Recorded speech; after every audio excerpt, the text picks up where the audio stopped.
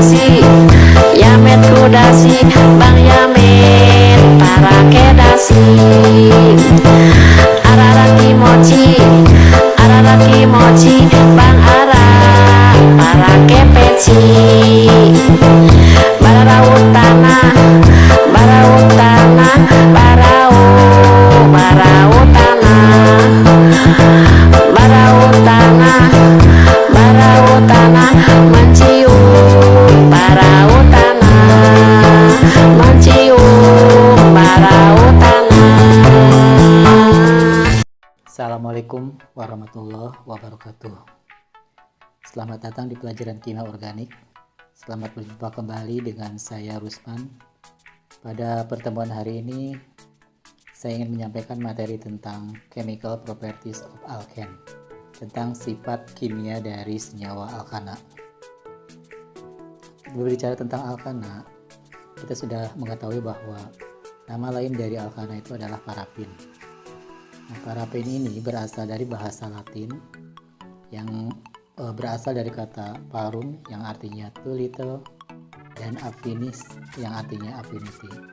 Jadi parafin itu artinya low affinity atau dalam bahasa lain adalah kurang reaktif. Jadi sesuai dengan namanya, alkana itu bersifat kurang reaktif. Nah, ada beberapa alasan mengapa alkana bersifat kurang reaktif. Yang pertama, alkana memiliki ikatan karbon-karbon dan karbon hidrogen yang kuat. Karena ikatannya kuat berarti agak sulit untuk dilepas, sehingga sulit untuk bereaksi dengan atom yang lainnya. Alasan yang kedua sebenarnya masih nyambung dengan alasan yang pertama, bahwa semua ikat yang terjadi pada alkana itu single bond, dan kita membutuhkan banyak energi untuk memecah ikatan single bond tersebut. Dan alasan yang ketiga, bahwa alkana tidak bereaksi dengan senyawa-senyawa seperti oksidasi, reduksi, asam, dan juga senyawa-senyawa yang bersifat basa. Nah, ini sebagai pengantar sebelum kita memasuki materi chemical properties of alkane. Ini ada beberapa jenis-jenis reaksi kimia organik. Sebenarnya reaksinya sangat lumayan banyak ya, tetapi kita memilih 4 jenis reaksi utama yang terdapat pada reaksi kimia organik.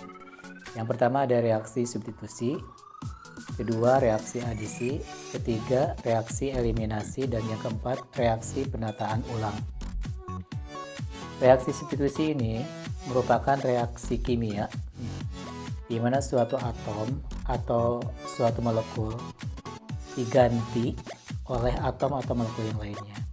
Ini contohnya reaksi antara senyawa metana dengan klorin, di mana atom hidrogen dari metana itu digantikan dengan atom klor, sehingga terdapat dan ini dibantu dengan sinar UV atau panas, sehingga diperoleh suatu senyawa produk yaitu CH3Cl atau dengan nama kimianya adalah metil klorida dan asam klorida. Nah, ciri dari reaksi substitusi itu adalah adanya pergantian atom. Itu saja yang perlu diingat. Berikutnya ada reaksi adisi. Nah, dalam reaksi adisi ini suatu atom atau gugus bereaksi dengan suatu reagent yang mengandung ikatan rangkap 2 atau rangkap 3. Nah, dengan cara membuka ikatannya sehingga atom tersebut terikat pada reagent yang atau reaksi yang tadi ditambahkan atau yang direaksikan. Ini contohnya ada reaksi antara etena dengan atom bromin. Nah, kita mengetahui kalau dalam suatu ikatan rangkap 2 itu ada yang namanya ikatan sigma dan juga ada yang namanya ikatan V. Nah, ikatan sigma itu lebih kuat dibandingkan dengan ikatan V, sehingga dalam reaksi adisi senyawa etena ini ikatan V yang mudah dipecah. Sehingga ikatan P terputus, dan di sini kedua atom Br itu akan memasuki masing-masing karbon, sehingga diperoleh senyawa 1,2 dibromo etana. Nah, dalam hal ini kita belum fokus ya, harus tahu bagaimana cara memberikan senyawa tata nama untuk senyawa produknya. Nah, tapi di sini kita harus mengenali ciri-cirinya dulu saja. Jadi untuk reaksi yang adisi ini, cirinya adalah adanya perubahan ikatan dari rangkap 2 menjadi tunggal, atau dari rangkap 3 menjadi rangkap 2, atau dari rangkap 3 menjadi tunggal. Nah, berikutnya ada reaksi eliminasi. Nah, reaksi eliminasi ini merupakan kebalikan dari reaksi adisi. Suatu ikatan terbentuk dengan cara menghilangkan dua atom atau gugus dari suatu senyawa asalnya. Nah, di sini contohnya pada senyawa CH3, CH2, Br ditambahkan dengan kalium hidroksida dengan pelarut alkohol, kemudian dipanaskan. Nah, maka di sini Br-nya akan lepas dan juga akan bergabung dengan K. Ya. Kemudian OH-nya akan berubah menjadi air, sehingga yang ikatan yang pas Br-nya lepas itu dia akan membentuk rangkap 2, sehingga 1 bromoetana akan berubah menjadi etena. Jadi ciri dari reaksi eliminasi yang paling utama adalah adanya perubahan ikatan dari tunggal menjadi rangkap 2, atau dari tunggal menjadi rangkap 3, atau dari rangkap 2 menjadi rangkap 3. Itu ciri eliminasi. Kebalikan dari reaksi adisi. Jadi nanti untuk soal kasus-kasus mengidentifikasi jenis-jenis reaksi itu, kita hanya cukup dengan mengidentifikasi perubahan-perubahan ikatan atau ciri-cirinya saja. Ini yang terakhir, yang keempat, itu ada jenis reaksi yang disebut dengan reaksi penataan ulang. Nah, penataan ulang itu tujuannya untuk mencapai kestabilan. Jadi di sini tidak terjadi perubahan jumlah atom, tapi di sini yang terjadi perubahan itu adalah perubahan dari rangka karbon atau juga dari perubahan gugus fungsi. Nah, di sini reaksi penataan ulang ini biasanya terjadi pada proses isomerisasi. Nah, di sini contohnya ada pada senyawa N-butana ya, dengan menggunakan katalis AlCl3 dan HCl, maka diperoleh senyawa isobutana. Jadi sini ada perubahan dari lurus menjadi bercabang. Nah, ada 7 sifat kimia yang dimiliki oleh alkana. Ini sebenarnya banyak ya, cuma yang kita bisa identifikasi ada 7 sifat kimia dari senyawa alkana. Yang pertama combustion atau reaksi pembakaran. Yang kedua halogenation, reaksi halogenasi. Yang ketiga reaksi nitrasi. Keempat sulfonasi. Kelima pyrolysis atau dengan istilah yang umum untuk alkana adalah cracking. Yang keenam isomerisasi, dan yang ketujuh aromatisasi. Reaksi pembakaran ini terbagi ke dalam 2 kelompok besar. Nah, kita definisikan dulu reaksi pembakaran berarti adalah reaksi antara suatu senyawa alkana dengan oksigen. Jadi syarat suatu pembakaran itu adalah memerlukan adanya oksigen. Reaksi pembakaran ini terbagi menjadi 2. Yang pertama ada complete combustion atau reaksi pembakaran sempurna. Dan yang kedua ada incomplete combustion atau reaksi pembakaran tidak sempurna. Reaksi pembakaran sempurna itu cirinya adalah sufficient oksigen, artinya dia memiliki atau membutuhkan oksigen yang cukup ya, atau enough oksigen, dan menghasilkan karbon dioksida dan air. Contohnya pada pembakaran senyawa CH4 ditambah oksigen menghasilkan CO2 dan 2H2O, atau reaksi lengkapnya CH4 plus 2O2 menghasilkan senyawa CO2 plus 2H2O. Kemudian contohnya yang kedua adalah untuk reaksi pembakaran senyawa etana, atau kita buat rumus kimianya itu C2H6. Nah, ini setelah kita setarakan reaksinya, maka diperoleh reaksi pembakaran alkana atau etana yang sempurna adalah 2C2H6 ditambah 7O2 menghasilkan 4CO2 plus 6H2O. Nah, ini ada salah satu rumus atau cara yang bisa kita gunakan untuk menyetarakan reaksi pembakaran sempurna dari suatu senyawa alkana. Nah, senyawa alkana sendiri disimbolkan dengan rumus CXHY, kemudian ditambahkan dengan oksigen dengan koefisien X plus Y per 4 O2 akan menghasilkan X CO2 plus Y per 2 H2O. Nah, untuk kita ulangi di sini CXHY plus X plus Y per 4 O2 menghasilkan X CO2 plus Y per 2 H2O. Itu reaksi pembakaran sempurna.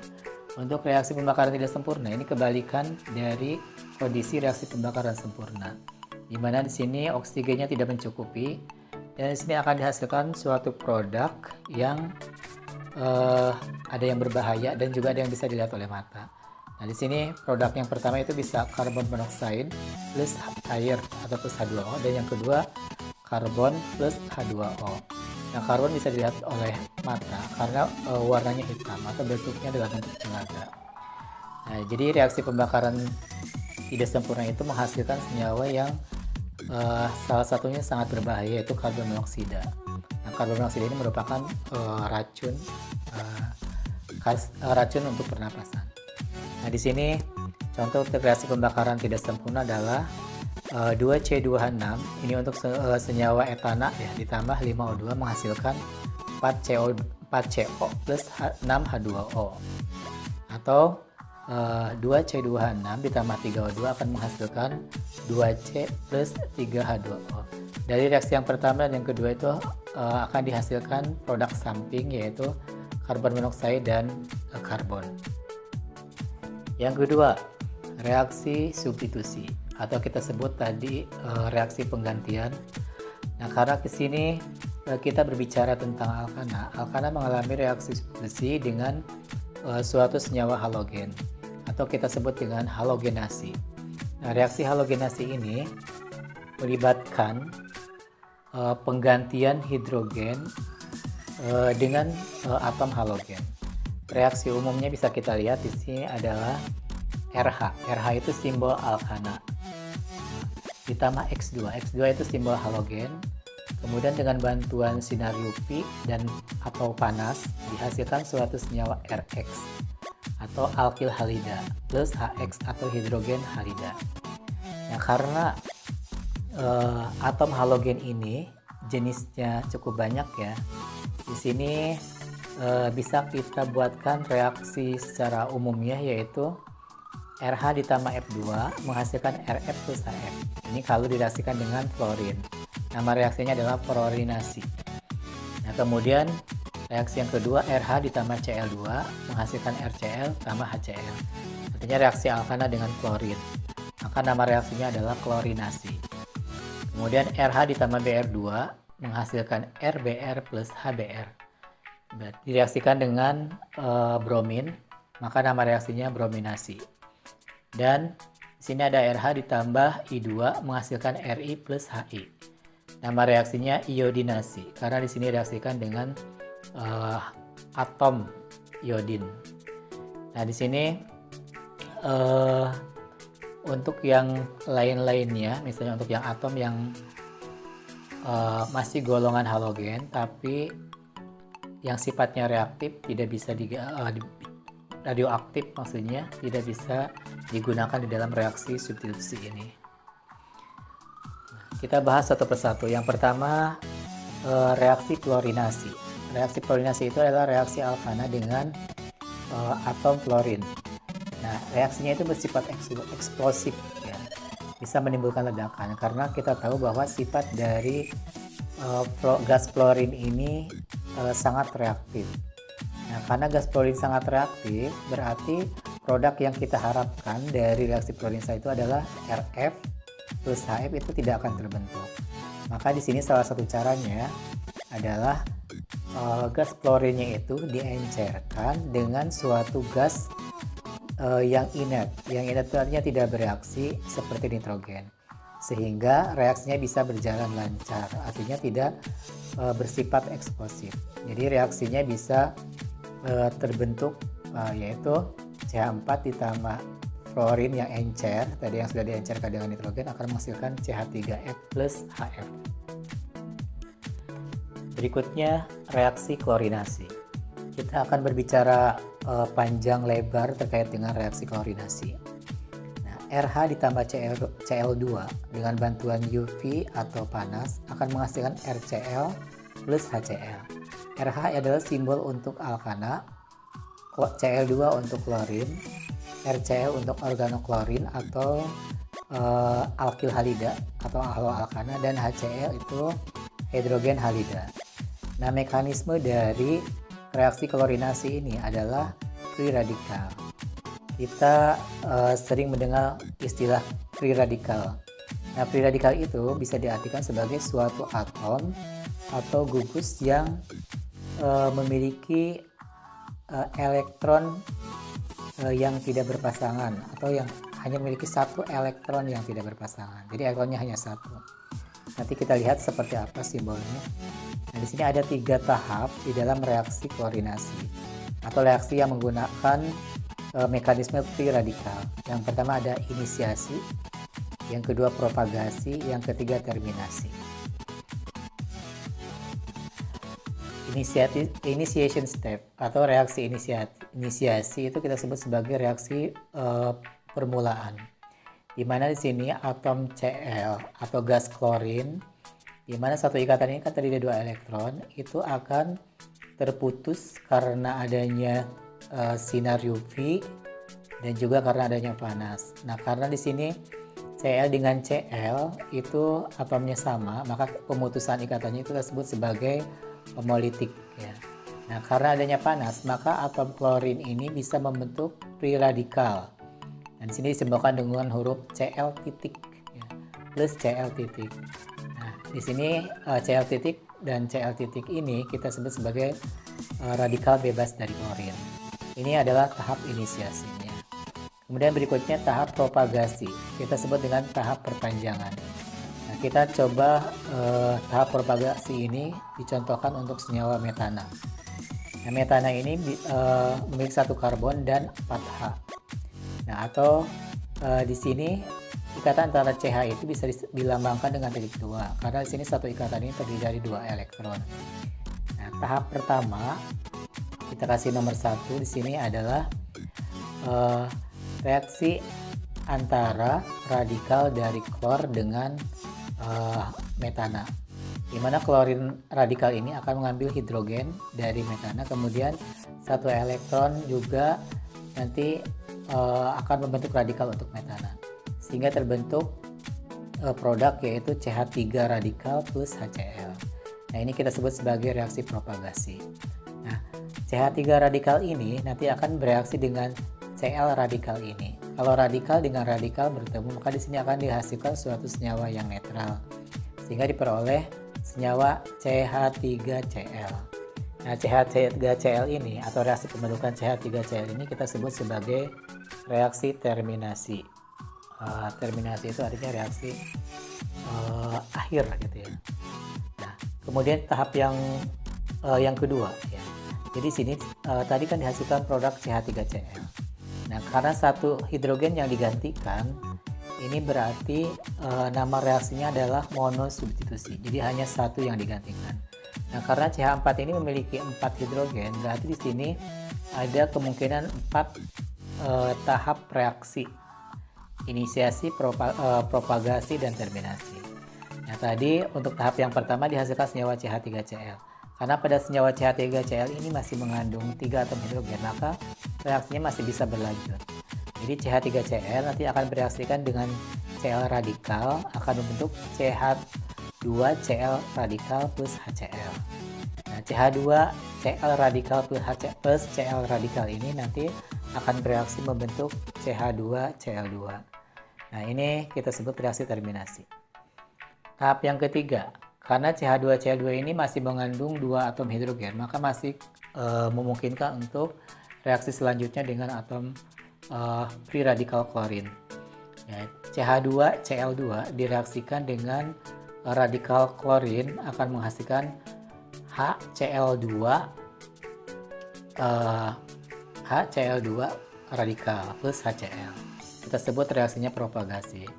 Nah, HCl2 radikal plus Cl radikal ini akan bereaksi membentuk senyawa CHCl3. Kita sebut dengan reaksi terminasi.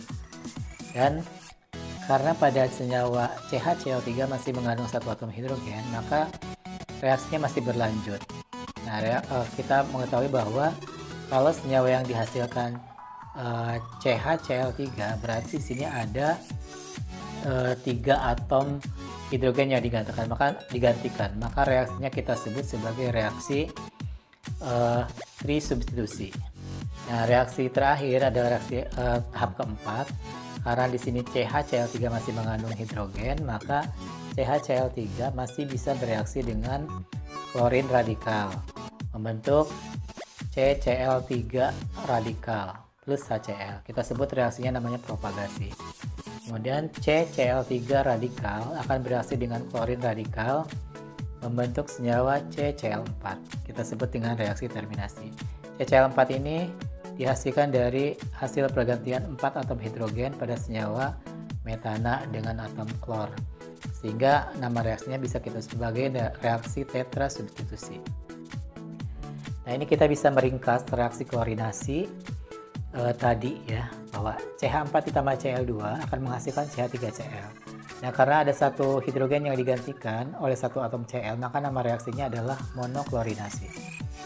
CH4 ditambah 2Cl2 akan menghasilkan CH2Cl2. Kita sebut reaksinya namanya diklorinasi, karena ada 2 atom klor yang menggantikan 2 atom hidrogen. CH4 ditambah 3Cl2 akan menghasilkan CHCl3 plus 3Cl. Nama reaksinya triklorinasi. CH4 ditambah 4Cl2 menghasilkan CCl4 plus 4HCl.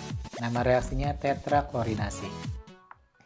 Nah, kita lihat di sini ada perubahan senyawa ya, yang awalnya CH4 berubah menjadi CH3Cl, kemudian CH2Cl2, CHCl3 dan terakhir CCl4. Nah, ini ada data terkait dengan sifat fisika dari masing-masing senyawa hasil reaksi substitusi dengan atom klor. Yang pertama ada metana, memiliki titik didih minus 162 derajat Celcius.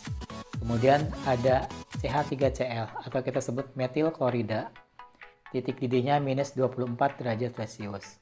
Berikutnya ada diklorometan, titik didihnya 40 derajat Celcius. Dan ada CHCl3 dengan titik didih 61 derajat Celcius. Kita beri nama kloroform. Dan senyawa bentuk akhir ada CCl4 dengan titik didih 77 derajat Celcius atau karbon tetraklorida namanya. Nah, berdasarkan informasi data sifat fisika yaitu titik didih, maka untuk metana dan metil klorida itu bisa kita pastikan fasenya adalah gas. Sementara untuk CH2, Cl2, CHCl3 dan CCl4 itu fasenya liquid atau cairan. Nah, reaksi yang kedua dari reaksi halogenasi adalah reaksi brominasi. Alkana direaksikan dengan Br2 akan menghasilkan RBr plus HBr. Nah, mekanisme reaksi brominasi ini sama dengan klorinasi, yaitu dengan menggunakan free radical. Jadi tahapannya panjang seperti waktu klorinasi. Tapi reaksinya bisa kita ringkas langsung, yaitu CH4 ditambah Br2 menghasilkan CH3Br. Nama reaksinya monobrominasi. CH4 ditambah 2Br2 menghasilkan CH2Br2 plus 2HBr. Karena ada dua atom hidrogen yang digantikan oleh 2 atom Br, maka nama reaksinya dibrominasi. CH4 ditambah 3Br2 menghasilkan CHBr3. Nama reaksinya tribrominasi. CH4 ditambah 4Br2 menghasilkan CBr4. Nama reaksinya tetrabrominasi. Jadi persis banget dengan reaksi klorinasi. Bedanya kalau dalam klorinasi atom yang digunakannya adalah Cl, sementara dalam brominasi adalah Br. Berikutnya ada iodinasi. Nah, iodinasi ini reaksinya agak spesifik ya. Jadi sini reaksi umumnya adalah RH ditambah I2 menghasilkan Ri plus He. Ini sifatnya reversibel, jadi dua arah. Nah, apa yang menyebabkan iodinasi menjadi dua arah? Kita ambil contoh reaksi antara etana dengan I2. Ini menghasilkan CH3CH2I plus He.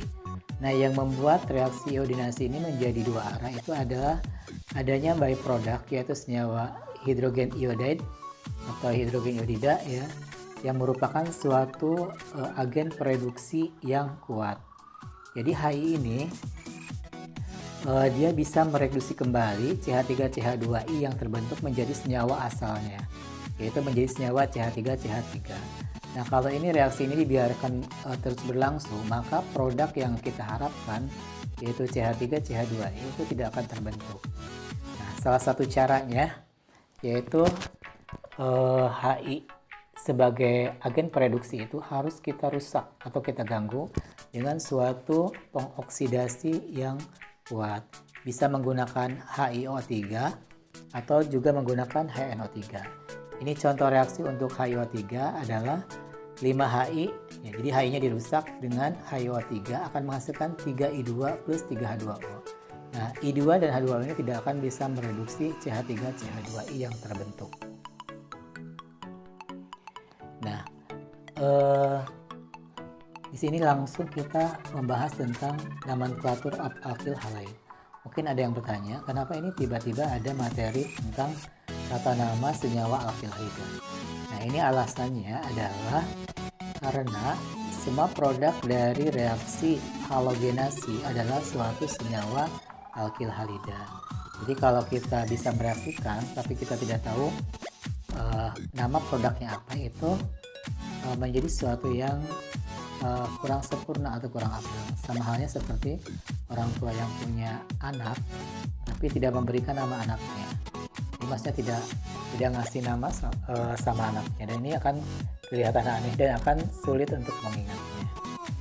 Nah, alkyl halida itu disimbolkan dengan huruf RX. R simbol dari alkyl, X simbol dari halogen. Nah, ini ada dua cara untuk memberikan nama senyawa alkyl halida, yaitu IUPAC name dan common name.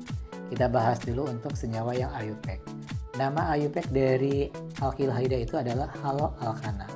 Kalau dilihat dari namanya, haloalkana itu berasal dari halogen dengan akhiran O ditambah kata-kata alkana. Nah, sementara untuk yang common name itu kita ingatnya adalah alkyl halide, dari kata alkyl plus halogen, tapi dengan akhiran id atau id. Nah, alkyl di sini kita bisa menggunakan nama commonnya dan juga bisa menggunakan nama IUPAC-nya jika nama commonnya tidak tahu. Nah, di sini nama commonnya tidak tahu atau tidak ada. Di sini nama commonnya bisa menggunakan istilah iso, neo, sekunder, dan tersier. Untuk IUPAC-nya kita sudah belajar pada materi sebelumnya tentang terutama nama IUPAC untuk alkyl. Ini ada 3 contoh cara memberikan nama untuk senyawa alkyl halida. Yang pertama, misalnya kalau ada senyawa CH3Cl, maka nama IUPAC-nya tadi kan haloalkana, sebutkan halogennya, kemudian sebutkan alkananya. Nah, halogennya adalah berakhiran O. Halogennya sini adalah Cl, maka halogennya adalah kloro. Kemudian alkananya, karena karbonnya hanya 1, maka alkananya adalah meten atau metana, sehingga nama IUPAC-nya adalah klorometana. Nama commonnya di sini alkyl halida. Nah, sebutkan alkylnya. Di sini alkylnya adalah metil, halogennya adalah klor, jadi namanya metil klorida. Kemudian contoh yang kedua, CH3CH2Br. Nama IUPAC-nya ingatnya adalah haloalkana. Sebutkan halogennya, sebutkan alkananya. Halogennya bromo, alkananya etana, sehingga nama IUPAC-nya adalah bromoetana. Commonnya alkyl halida, etil bromida. Nah, jika atom karbon dari suatu senyawa alkyl halida ini 3 ke atas, maka kita memerlukan penomoran. Misalnya di sini untuk yang CH3, CH2, CH2Br, maka nomor satunya dari yang paling dekat dengan atom Br, 1, 2, 3. Nah, di sini berarti Br terikat pada nomor 1. Kemudian di sini C terpanjangnya ada 3. Nah, ini cara memberikannya sama ya, peraturannya itu haloalkana, sebutkan halogennya. Tapi karena di sini menggunakan nomor, maka halogennya harus disebutkan nomornya. Halogennya adalah Br. Berarti ini Br ini pada nempelnya pada nomor 1. Jadi namanya 1 bromo, kemudian C terpanjangnya alkananya adalah propana. Jadi nama IUPAC-nya adalah 1 bromo propana. Nama commonnya Nah, alkil halida. Ini alkilnya C-nya ada 3 dan bentuknya lurus. Ini namanya N-propil. Kemudian ditambah atom halogen Br dengan akhiran ida. Jadi di sini namanya adalah N-propil bromida. Nah, contoh berikutnya di sini ada CH3, CH, CH2, CH3, di mana pada atom C nomor 2 itu terikat Br. Nah, untuk yang nama IUPAC-nya sama, kita beri nomor terkecilnya dari sebelah kiri ya, karena dekat dengan Br. Nah, Br terikat pada nomor 2 sehingga nama IUPAC-nya adalah 2-bromobutana. Nah, kemudian common-nya, karena alkilnya ini Br ini terikat pada CH yang merupakan atom C sekunder dan jumlah C-nya ada 4, maka nama common-nya adalah sek-butil, kemudian ditambah dengan nama halogennya atau bromonya, sehingga namanya menjadi sek-butil bromida. Itu adalah tata nama dari produk suatu reaksi halogenasi. Kita lanjutkan reaksi alkana yang ketiga, yaitu nitrasi. Melihat dari namanya, nitrasi berarti reaksi dengan HNO3 atau asam nitrat. Alkana bereaksi dengan HNO3 ini pada suhu yang cukup tinggi, yaitu 450 derajat Celcius, sehingga fase dari HNO3-nya itu adalah uap panas, sehingga dihasilkan suatu produk yang namanya nitroalkana plus H2O. Nah, karena reaksinya pada 450 derajat Celcius, berarti reaksi ini melibatkan pemutusan ikatan karbon-karbon. Nah, dan juga untuk alkana yang jumlah karbonnya lebih tinggi akan menghasilkan suatu campuran senyawa nitroalkana. Kita ambil contoh CH3 atau CH3H atau kita sebut dengan CH4. Nah, ini sengaja hanya diperlihatkan ikatannya untuk menunjukkan bahwa di sini hidrogennya lepas atau reaksinya substitusi. Nah, CH4 ini dia memiliki satu atom karbon, sehingga ketika direaksikan dengan HNO3 atau disimbolkan dengan HONO2 ya, maka di sini akan dihasilkan satu produk ya, karena tidak ada ikatan CC. Nah, produk yang terbentuk adalah CH3NO2 atau namanya nitrometana plus H2O.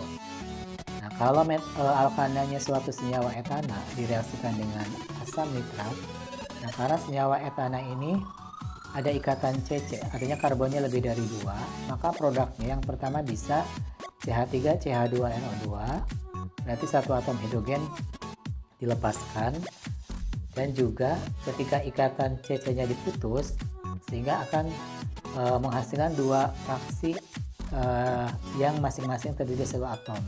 Jadi kalau bereaksi dengan HNO2 akan membentuk CH3NO2. Nah, di sini produk dari CH3 dengan asam nitrat itu merupakan produk campuran, yaitu nitroetana dan nitrometana.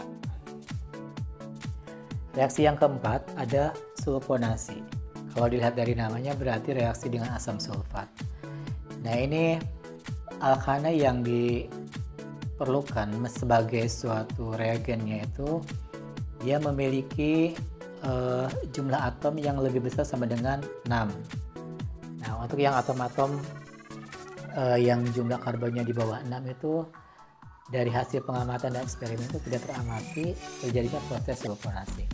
Nah, di sini alkana yang jumlah karbonnya lebih besar sama dengan 6 direaksikan dengan asam sulfat akan menghasilkan suatu senyawa yang disebut dengan alkana sulfonic acid atau asam alkana sulfonat. Contoh reaksinya adalah N-heksana CH3 CH2 CH2 CH2 CH2 CH3 plus asam sulfat atau kita gambarkan HOSO3H pada suhu 450 derajat. Di sini SO3-nya masuk ke atom karbon sekunder karena atom karbon sekunder lebih disukai daripada atom karbon primer, sehingga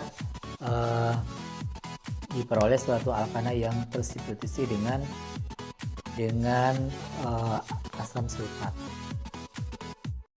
Berikutnya adalah reaksi pyrolysis atau pirolisis dengan sebutan lain adalah cracking. Pirolisis ini berasal dari bahasa Yunani atau Greek letter dari kata pyro yang artinya fire, api, dan lysis yang artinya decomposition, artinya peruraian. Di pyrolysis itu diartikan sebagai decomposition of a compound by heat. Di sini penguraian suatu senyawa oleh panas. Nah, cracking itu adalah merupakan proses pyrolysis atau istilah yang digunakan khusus untuk pyrolysis dari senyawa alkana. Jadi cracking ini bisa diartikan sebagai breaking up large hydrocarbon molecules into smaller and more usable bits. Nah, artinya di sini pemutusan atau pemecahan suatu senyawa hidrokarbon yang panjang menjadi senyawa hidrokarbon yang lebih kecil dan berguna. Jadi reaksi pyrolysis ini sebenarnya lebih banyak digunakan dalam suatu proses produksi suatu senyawa lain dengan bahan baku alkana. Jadi syaratnya itu hasil-hasil pemecahan yang dari pemecahan hidrokarbon itu harus lebih kecil dan harus memiliki kegunaan. Contohnya di sini ada senyawa C5H32 atau namanya pentadekana. Nah, ini pyrolysis ini berlangsung pada suhu tinggi untuk yang jenis thermal pyrolysis atau pyrolysis yang menggunakan suhu ya, yaitu sekitar 450 sampai 800 derajat Celcius. Ini pyrolysis ini jenisnya banyak, ada yang thermal pyrolysis dan juga ada yang katalitik. Kalau katalitik berarti di sini menggunakan suhu yang rendah tapi menggunakan katalis. Nah, kembali lagi C5H32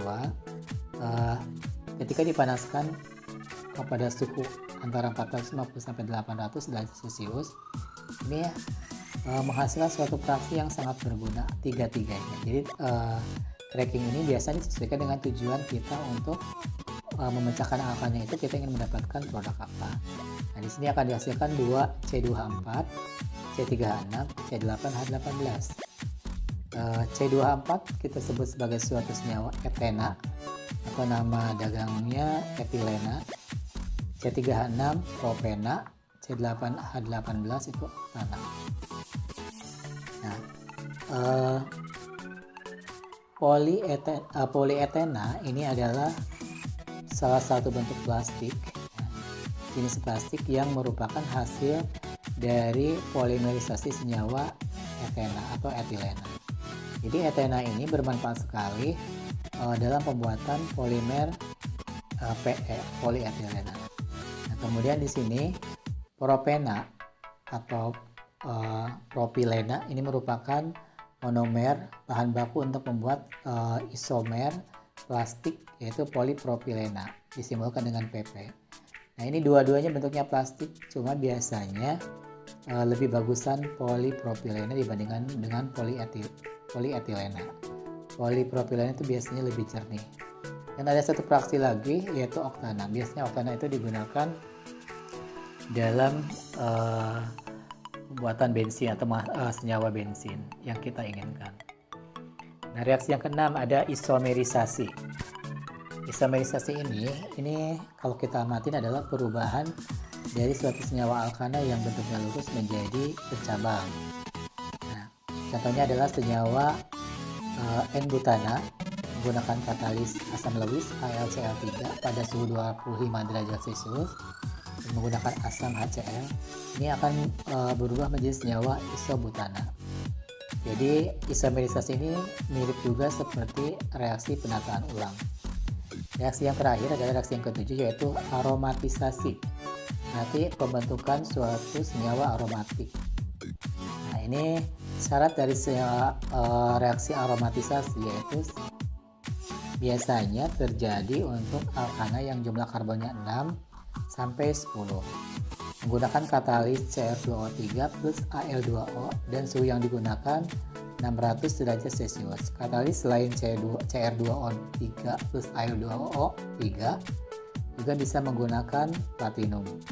Ini ada contoh reaksinya: CH3, CH2, CH2, CH2, CH2, CH3 atau disebut dengan N-heksana menggunakan katalis Al2O3 pada suhu 600 derajat Celcius akan menghasilkan suatu senyawa benzena.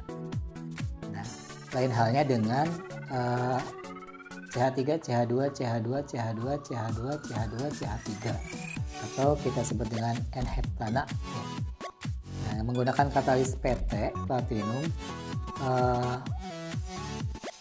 dengan suhu 600 derajat Celcius menghasilkan suatu senyawa benzena di mana satu karbonnya mengikat CH3 atau metil. Nah, ini kita sebut sebagai senyawa toluena plus 4 molekul hidrogen. Itu sifat-sifat dari alkana, khususnya adalah sifat kimia dari alkana. Nah, jika ada pertanyaan boleh disampaikan melalui Google Classroom atau juga melalui YouTube. Dan tadi di awal opening atau di opening video ini ada 3 pertanyaan yang bisa kalian jawab di kolom komen di YouTube. Jadi cara menjawab misalnya tulis angka 1 untuk pertanyaan yang pertama, jawabannya apa, 2 apa, 3 apa. Jadi satu soal itu adalah 1 poin. Selain itu juga pemberian poin ini bisa diberikan ketika mengomentari atau menanggapi di Google Classroom dan juga di YouTube. Itu saja yang bisa disampaikan terkait dengan sifat kimia dari alkana. Terima kasih. Assalamualaikum warahmatullahi wabarakatuh.